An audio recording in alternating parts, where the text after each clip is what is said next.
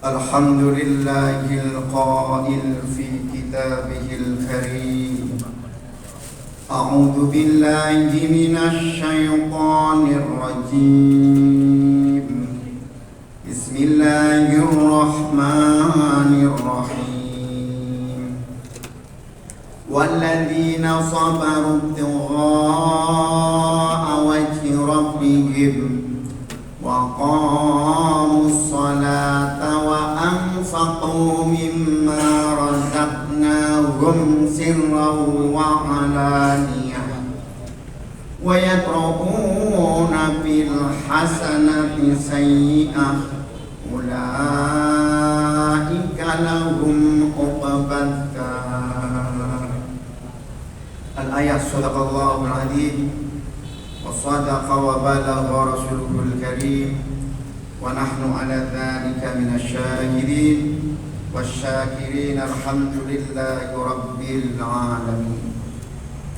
Bersyukur pada Allah Jalla Jalaluh, bersalawat kepada baginda Nabi besar Muhammad sallallahu alaihi wasallam. Senantiasa kita sampaikan, minimal kita membaca sallallahu ala Muhammad. Jamaah salat zuhur yang insyaallah mendapatkan rahmat dan berkah dari Allah Jalla Jalaluh. Hari ini tanggal 23 Juli tahun 2024 bertepatan dengan tanggal 17 Muharram tahun 1446 Hijriah. Muharram secara bahasa artinya mulia, kalau jamaknya hurum. Karena bulan mulia menurut Hijriah ada 4. Minha arba'atu hurum, salasatun mutawalliyatun. Ada 3 yang berturut-turut, yaitu Dzul Qaidah, Dzul Hijjah, kemudian Muharram. Kita langsung pada pembahasan bahwa setiap manusia ingin mulia dan dimuliakan. Dan kemuliaan itu adalah milik Allah. Tanda kemuliaan dalam Al-Quran disebutkan dalam suratul Hujurat ayat 13, inna akramakum indallahi atqakum. Orang yang paling mulia adalah orang yang paling takwa. Para ahlul hukama menyebutkan dengan syarful akhirati huwa taqwa. Kemuliaan hakikatnya adalah ketakwaan pada Allah Jalla Jalaluhu. Dalam Al-Quran kata kemuliaan ditandai pula dengan uqbadzar, yaitu orang yang mendapatkan tempat berakhir yang terbaik. Dalam Al-Quran juga menggunakan kata al-faizuna faman juhjiha anin nari wa udkhilal jannah faqad faz. Siapa orang yang diselamatkan dari api neraka di dunia maupun di akhirat, wa udkhilal jannah, mendapatkan kemuliaan, kebahagiaan di dunia maupun di akhirat, faqad faz, itulah orang-orang yang paling beruntung. Ternyata kemuliaan itu tidak bergantung pada kekuasaan. Ternyata kemuliaan itu tidak bergantung pada jabatan. Ternyata kemuliaan itu tidak bergantung pula pada kekayaan. Karena kemuliaan adalah milik Allah, maka sepatutnya manusia yang diberikan akal yang sehat, nurani yang sehat, berusaha secara maksimal agar mendapatkan kemuliaan di dunia dan kemuliaan di akhirat sesuai dengan pesan daripada bulan Muharram. Karena ada orang yang mendapatkan kemuliaan secara materi tapi diambil kemuliaannya secara akhirat. Allah bisa copot kemuliaan seseorang dengan tanpa mencabut kerajaannya. Allah bisa copot kemuliaan seseorang tanpa dicabut harta dan kekuasaannya. Contohnya Fir'aun. Kekuasaannya sampai dengan akhir hidupnya tidak pernah lepas. Hartanya tidak pernah berkurang. Sebaliknya Allah bisa muliakan orang dengan tanpa juga diberikan harta secara berlimpah, dengan tanpa diberikan kekuasaan, dengan tanpa diberikan yang namanya kerajaan. Dalam Al-Quran, dalam hadis, bahkan Rasulullah menunjuk langsung orang yang mulia tanpa dengan kekuasaan, jabatan, dan harta, dialah Uwais Al-Qarni. Betapa untuk ganti pakaian, mana pakaian harian dan mana sholat, itu harus berganti karena tidak adanya. Secara akal, Uwais Al-Qarni tidak akan mungkin bisa ke Mekah karena tinggal di wilayah namanya adalah Yaman. Disebut Yaman karena letaknya sebelah kanan daripada Ka'bah. Asalnya Hadramaut, Hadrun, yaitu mati. Hadrun, wilayah yang panas dan mati. Hadramaut, mautun, mati. Wilayahnya adalah kering. Tapi Allah takdirkan karena keimanannya dan ketakwaannya sanggup mendatangi Mekah, bahkan berhaji, sekalipun pelaksanaannya setelah Rasulullah SAW meninggal. Dialah Uwais Al-Qarni dengan menggendong ibunya. Dia harus berlatih membawa anak kambing, membawa anak onta, naik turun sampai kuat, baru kemudian menggendong ibunya sampai dengan Makkahul Mukarramah. Begitu sampai di Mekah, Rasulullah sudah tidak ada. Tapi selama Rasulullah masih hidup, kalau nanti datang orang ini, sahabat ini, kau mintalah doa kepadanya. Jamaah yang dimuliakan oleh Allah Jalla Jalaluhu.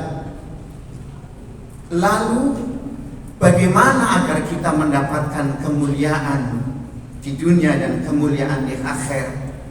Rasulullah SAW menyampaikan dalam satu hadis riwayat Ibnu Hakim dan Ibnu Hibban dari Ibnu Abbas radhiyallahu anhu. Beliau mengatakan ada 3 hal yang jika dilakukan 3 hal tersebut, orang itu akan dilindungi oleh Allah Jalla Jalaluhu, akan ditaburi rahmat dan akan dimasukkan surga. Dan kita semua yakin bisa. Persoalannya mau atau tidak mau. Karena kita punya kapasitas, kualitas, dan kemampuan yang sama, integritas yang sama untuk bisa melakukan itu. Apa 3 hal itu? Yang pertama, jika kita diberi, maka ucapkan terima kasih. Diberi Allah, ucapkan syukur kepada Allah. Wa may yashkur fa innama yashkuru li nafsihi. Siapa orang yang bersyukur, diberikan sehat, diberikan jabatan, diberikan kekuasaan, diberikan harta, diberikan anak, maka hendaknya bersyukur kepada Allah. Karena bersyukur pada Allah, hakikatnya dia sedang bersyukur untuk diri sendiri. Melakukan kebaikan, maka kebaikan itu berulang untuk dirinya. In ahsantum ahsantum li anfusikum. Bersyukur kepada manusia. Rasulullah SAW menyampaikan, jika seseorang, ini hadis Bukhari, langsung pada pesan yang utamanya, jika engkau diberikan kebaikan pada seseorang, maka balaslah dengan kebaikan yang sepadan atau lebih. Kalau nggak bisa, dengan memuji orang yang memberi. Ini bukan penjilat, memuji. Alangkah baiknya, karena pujian dari seseorang yang tidak diminta adalah doa yang paling mustajabah. Jadi kalau kita ingin didoain orang, kemudian dipuji orang, maka sering-seringlah berbagi kepada orang. Minimal berbagi makanan, karena sedekah makanan itu langsung dapat pahala. Begitu dia dikasih, air minum minimal alhamdulillah, dia yang disebut Allah. Dan kita mendapatkan nilai kebaikan dari orang yang menyebut Allah. Kalau nggak bisa memujinya, maka balaslah dengan ucapan terima kasih. Ini nilai-nilai ini mulai hilang. Padahal kita diajarkan oleh budaya kearifan lokal kita, secara sosiologi antropologi kita Indonesia, nilai-nilainya sudah standar dengan nilai-nilai yang disebutkan oleh Rasulullah Shallallahu Alaihi Wasallam. Persoalannya kita mau menghidupkan atau tidak. Jadi mendapatkan pahala nggak mesti harus pakai bahasa Arab, karena Al-Quran itu yang paling penting, dan hadis adalah implementasinya, aktualisasinya dalam sikap, ucapan, tindakan, dan perbuatan. Yang kedua, agar kita mendapatkan kemuliaan dunia dan akhirat, dalam hadis itu, jika berpuasa maka memaafkan. Wal 'afina 'anil nas, surat Ali Imran ayat 134. Mampu memaafkan, karena yang paling berat saat orang mampu membalas, mampu memperdaya orang, tetapi dia dengan kelembutannya, dengan kebaikannya, dia mampu memaafkan orang. Berbuat baik kepada orang yang baik, itu balas budi. Tapi mampu berbuat baik kepada orang yang kurang baik adalah ihsan. Bahkan dalam surat Al-Fusilat, idfa' billati hiya ahsan fa idzal ladzi bainaka wa bainahu adawatun ka'annahu waliyyun hamim. Idfa', balaslah kejahatan dengan nilai-nilai kebaikan yang lebih baik. Fa idzal ladzi bainaka, jika di antara engkau dan antara dia ada permusuhan, ka'annahu waliyun hamim, maka jadikanlah orang yang memusuhi engkau seolah-olah teman yang paling setia. Ini amaran para wali. Itu bukan karena sholat kita sama standar, sehari semalamnya 5 waktu. Gara-gara rajin kemudian sampai lebih dari itu malah nggak boleh, kecuali sholat sunnah tambah.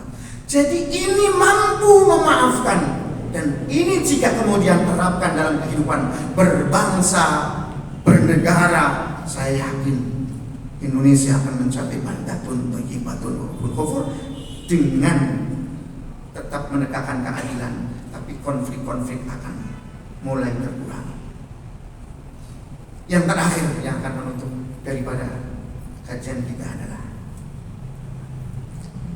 kalau kita ingin dapatkan kemuliaan adalah ketika marah, ini paling berat, mampu mengendalikan diri. Wal kadhibina al-ghaidha wal 'afina 'anil nasi wallahu yuhibbul muhsinin. Orang-orang yang mampu mengendalikan marah itu manusiawi, tetapi mampu mengendalikan marah itu adalah derajatnya para nabi dan rasul, derajatnya para aulia Allah. Saya yakin dan kita bisa mencapai derajat aulia Allah jika kita menerapkan 3 hal yang tadi singkat itu di dalam kehidupan berbangsa bernegara. Karena hakikatnya orang beragama adalah ketika dia hidup berbangsa bernegara. Karena ada satu makalah yang disampaikan oleh Kiai Hasyim Asy'ari dalam kearifan berbangsa bernegara. Berbangsa bernegara tanpa dilandasi oleh nilai-nilai agama, maka akan cenderung zalim, arogan. Tetapi beragama tanpa menerapkan dalam kehidupan berbangsa bernegara, maka akan kering tanpa makna. Mudah-mudahan kita sama-sama bisa menerapkan dalam kehidupan berbangsa bernegara ini, dan insya Allah kita akan menjadi negara yang baldatun thayyibatun wa rabbul ghafur, dan insya Allah itu akan terjadi karena potensi dan kesempatannya masih ada sepanjang kita mau mengusahakannya. Barakallahu li wa lakum fil Qur'anil azim wa nafa'ani wa iyyakum bima fihi minal ayati wa dzikril hakim. Aqulu qali hadza astaghfirullah innahu wal ghafurur rahim. Allahumma shalli ala sayyidina Muhammadin fil awwalin wal akhirin wa sallim radhiyallahu tabaraka an kulli sahabati rasulillahi ajmain. Allahumma barik lana a'marana, ya Allah berilah berkah umur kami, wa sahih ajasadana, peliharalah fisik dan kesehatan kami, wa nawwir qulubana, berilah cahaya hati kami, wa najih a'malana wa maqasidana, berilah kesuksesan setiap aktivitas dan tujuan kami, wastur auratina wa uyubana, tutuplah aib dan kekurangan kami, wazid alaina ilman nafi'an, tambahkan kami ilmu yang bermanfaat, wa amalan mutaqabbalan, amal perbuatan yang makbul, wa rizqan halalan thayyiban wasi'an mubarakan, rezeki yang halal yang luas yang berkah, biridhoika wa birahmatika ya arhamar rahim. Allahumma ja'al jam'ana jam'an marhuma, ya Allah jadikanlah perjumpaan kami ini perjumpaan yang penuh rahmat dan kasih, wa tafarruqana min ba'dihi tafarruqan ma'suma, dan jadikanlah perpisahan kami ini perpisahan yang penuh pemeliharaan, wala taj'al ma'ana wala fina saqiyyan maghduban mahruma, janganlah Kau jadikan masing-masing kami dan bersama kami orang-orang yang penuh percekcokan, permusuhan yang Kau haramkan. Alhamdulillahi rabbil alamin. Assalamualaikum warahmatullahi wabarakatuh.